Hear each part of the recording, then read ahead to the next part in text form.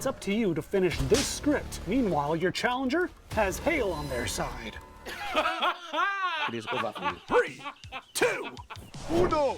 Rising global temperatures are causing hailstorms to become more violent with intense.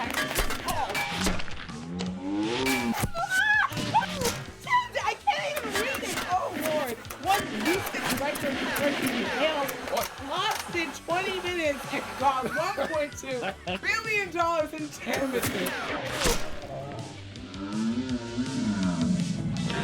Extreme hail generously provided today by ExxonMobil. Exxon dug billions in taxpayer handouts over the years, then made a record $55 billion in profit in 2022. In return, they've created all sorts of weird